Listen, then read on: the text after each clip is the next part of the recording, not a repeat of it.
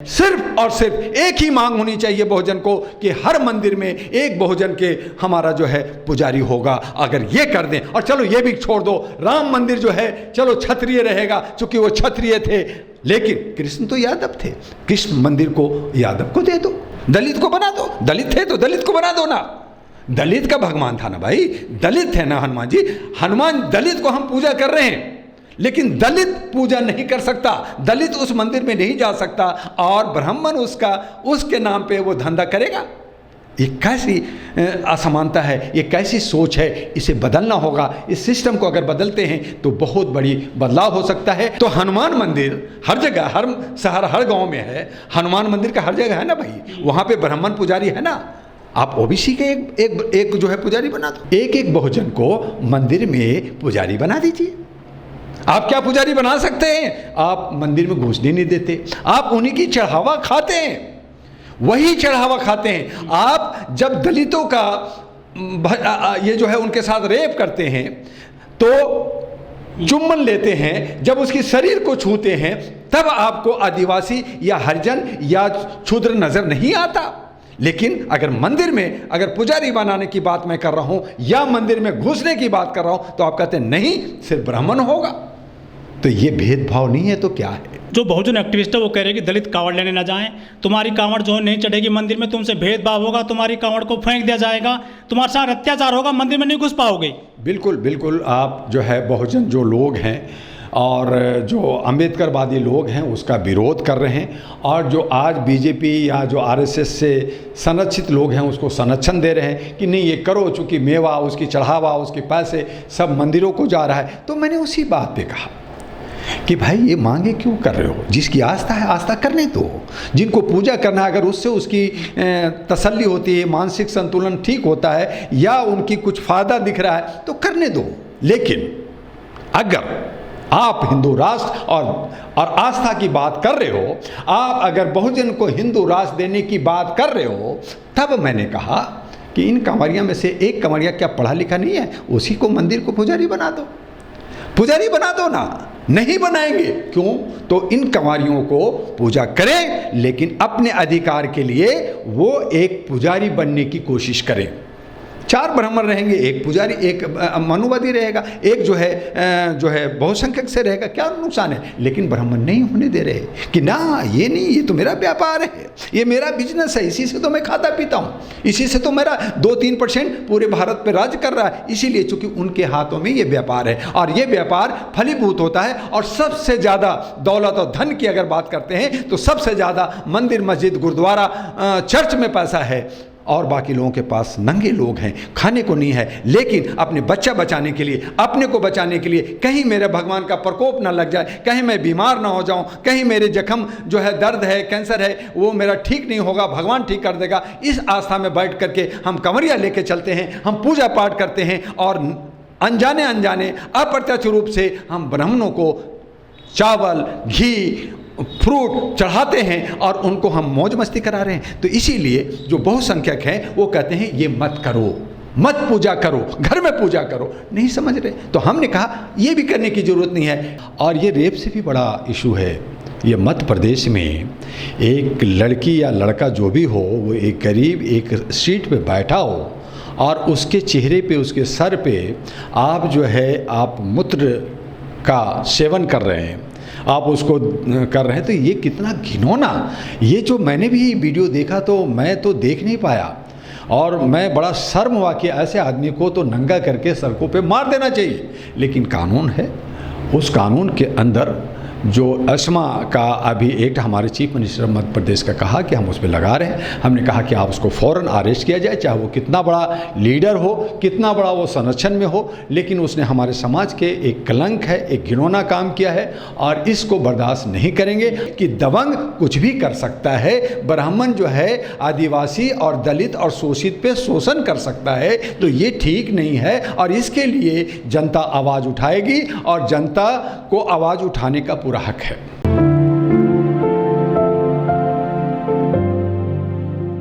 नमस्कार, मैं ओमदेव। आज हम हैं दिल्ली में, हमारे साथ हैं डॉक्टर एमयू दुआ जी।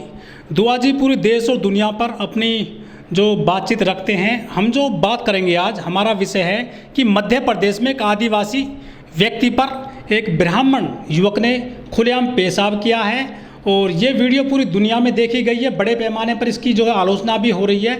सर, हमारा देश में जो अमृतकाल चल रहा है, लोग कह रहे हैं कि हिंदू राष्ट्र आ रहा है, लेकिन आदिवासियों के साथ, दलितों के साथ ये कैसी घिनौनी हरकतें हो रही हैं? बिल्कुल जर्नलिस्ट महोदय, आपने बहुत अच्छा सब्जेक्ट चुना है। आज ये घिनौना ही नहीं, अमानवीय ये हरकतें कहेंगे और इस तरह से हमारे समाज के, हमारे भारत की संस्कृति पे ये जो कुठाराघात के साथ साथ और ये बीजेपी के लीडर खास करके, मैं हैरान हूँ कि ये सारे बीजेपी के कहीं पे वो भ्रष्टाचार कर रहे हैं, कहीं पे जो है अत्याचार कर रहे हैं, कहीं पे जो है शोषण कर रहे हैं, कहीं पे जो है वो लड़कियों के साथ रेप का जो मामला सबसे ज़्यादा आ रहा है। जिस तरह से बृजभूषण को हमारे खिलाड़ी और रेसलर के हिसाब से बचा रहे हैं, दबंग हैं और बाहुबली हैं तो बचा रहे हैं, तो ये अगर इस तरह की हरकतें होगी तो जनता देख रही है और जनता इसका जवाब देगी। लेकिन दुआ साहब, ये जो आरोपी बताया गया है, ये जो बीजेपी के विधायक हैं उनका प्रतिनिधि बताया गया है, इसके अलावा वो ब्राह्मण हैं और लोग कहते हैं कि ब्राह्मण संस्कारी होते हैं, वो बहुत ही मतलब ज्ञानी होते हैं और वो मुख से भी पैदा हुए हैं। वो ऐसा आदमी काम कर रहा है, मतलब आदिवासी के ऊपर मूत्र विसर्जन कर रहा है। एक ब्राह्मण पूरी ब्राह्मण समाज को गाली दिया, उसने हमारे भारत संस्कृति को गाली दिया, उसने घिनौना ये काम कर करके अपने पार्टियों को बदनाम किया। और ऐसे को अगर कोई पार्टी संरक्षण देता है, उसका सहयोग करता है, तो वो तमाम लोग कटघरे में आते हैं। इसलिए उस पर फ़ौरन एक्शन होना चाहिए, ऐसे लोगों को सज़ा फ़ौरन मिलनी चाहिए ताकि लोगों को सबक हो। और ये जो हम हिंदू राष्ट्र की बात कर रहे हैं, हिंदुत्व की बात कर रहे हैं, एकता की बात कर रहे हैं, यूसीसी लाने की बात कर रहे हैं, पूरे हिंदुस्तान में एक कानून की बात कर रहे हैं, समानता की बात कर रहे हैं, तो ये सब का सब बेईमानी हो जाता है। क्या आदिवासियों के लिए आज़ादी का अमृत महोत्सव नहीं है? क्या ये अमृतकाल नहीं है आदिवासियों के लिए? तो फिर किसके लिए है अमृतकाल? ये किसी के लिए अमृत महोत्सव नहीं है। जो सत्ता में बैठे हैं, जो लीडर्स हैं, उनके लिए ये अमृत महोत्सव है, चूँकि जनता जान गई है कि भारत 99 साल के लीज पे है, पहली बात। दूसरी बात कि अमृत महोत्सव में हम आज़ादी जब मनाते हैं तो राष्ट्रीय झंडा, हमारे आर्टिकल, हमारे के यहाँ एक्ट है 172, उसके अंदर प्रोविज़न है कि जो राष्ट्रीय झंडा है वो सिर्फ राजकीय लोग ही फहरा सकते हैं, लीडर ही फहरा सकते हैं, पब्लिक नहीं फहरा सकती। पब्लिक अगर घरों में, गाड़ियों में या उनसे गिर गया झंडा तो उनको 2 साल की सज़ा हो सकती है। तो ये लोग डरा कर करके, और हमारी चूंकि पूरी आज़ादी नहीं है, हम मानसिक रूप से गुलाम हैं, पहले हम तो आज़ाद हो जाएं, पहले हमें पूरी स्वतंत्रता मिल जाए, लेकिन हमें नहीं रखा जा रहा है। हमारे जो भी शासक आ रहे हैं, आज जो वर्तमान शासक है वो भी यही कर रहा है। वो पार्लियामेंट के अंदर बिस्टा बना रहा है, वहाँ पे संगूर छड़ी रखा जा रहा है, वहाँ पे गांधी जी का बेइज्जती हो रहा है, वहाँ पे सत्यमेव जयते की बेइज्जती हो रहा है, वहाँ पे अशोक स्तंभ की बेइज्जती हो रहा है। मैंने बार बार 1000 बार कहा कि आप उस बिस्टा को मोदी भवन, अंबेडकर भवन, गांधी भवन कुछ भी कर लो, लेकिन बिस्टा तो हटाओ अंग्रेजी। आप बाहर विदेश में जाते हैं, हमारे देश के माननीय वो देश के प्रधानमंत्री का सम्मान अगर नहीं करेगा कोई, तो हम लोग भी आवाज़ उठाएंगे कि हमारे देश के प्रधानमंत्री की बेइज्जत नहीं कर सकते।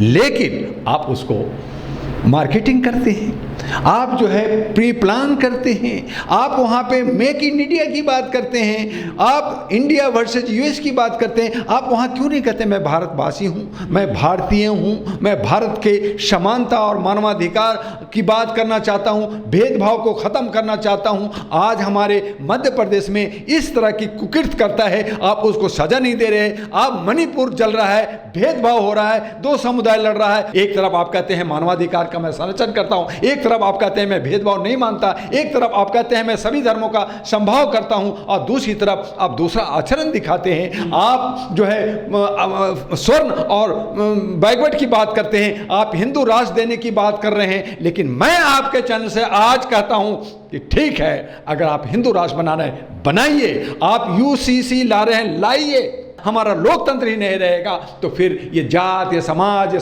समुदाय, ये सब के सब बिखर जाएंगे, ख़त्म हो जाएंगे। और हम अपने तरीके से, जैसे राजाओं के वक्त में, जैसे मुगलों के वक्त में, जैसे अंग्रेज़ों के वक्त में हम गुलाम थे, आज हम मानसिक गुलाम हैं, पूर्ण रूप से हम लोग गुलामी में जिए। सर, जिस तरह से घटना हुई है मध्य प्रदेश में, एक आदिवासी व्यक्ति के ऊपर मूत्र विसर्जन किया गया एक ब्राह्मण के द्वारा, सेम एक घटना बिहार में हुई। वहाँ पर एक यादव युवक को राजपूतों ने पकड़ा, उसके बाल जो है मूंडे, उसके ऊपर जो मारपीट करी और फिर उसको थूक चटवाया राजपूतों ने। आखिर ये हिंदू राष्ट्र में हो क्या रहा है सर? ये सब स्वर्ण और दलित और ये सब समाज को बांटने की कोशिश हो रही है और ये दबंगगिरी दिखा रहे हैं कि मेरा अब ये जो बीजेपी राज्य है ये आरएसएस का राज्य है और मैं कुछ भी कर सकता हूँ। तो ये ठीक नहीं है। हम समानता इसीलिए बार बार करके समानता, जब हम कहते हैं कि भारत के 140 करोड़ हैं, अगर देश का प्रधानमंत्री और होम मिनिस्टर सभी समुदाय का होता है और हमारी लाइन इन ऑर्डर है, कानून जो है वो सब एक है, एक सुप्रीम कोर्ट है, एक हाई कोर्ट है, हर डिस्ट्रिक्ट में कोर्ट है। अब यूजीसी लाए, ठीक है, मैं कह रहा हूँ, लेकिन आज जो लड़ाइयाँ हो रही है, आज जो उसका विभेद कर रहे हैं, आज जो राजपूत ये जो सिख कर रहे हैं कि मैं नहीं मानूंगा, क्रिश्चियन कर रहे हैं मैं नहीं मानूंगा, मुसलमान भी आवाज़ उठाए, मैंने कहा मत मांगो, अच्छा किया है, लाने दो ने एक कानून। आज तो 2 कानून चल रहा है, वीआईपी के लिए अलग है और स्वर्णों के लिए अलग है। वो हमारे लोगों को, बच्चों को मार रहे हैं, नौकर को मार रहे हैं, उन पर सुसु कर रहे हैं, उनको थूक चटवा रहे हैं, उनको जो है रूम में बंद करके प्रताड़ित कर रहे हैं। तो ये जो हरकतें हो रही हैं, तो ये 2 कानून अच्छा है कि। लेकिन सर, बिहार में तो लालू यादव की सरकार रही है कई साल तक और फिलहाल उनके जो बेटे हैं तेजस्वी यादव, वो भी सोशल जस्टिस की बात करते हैं।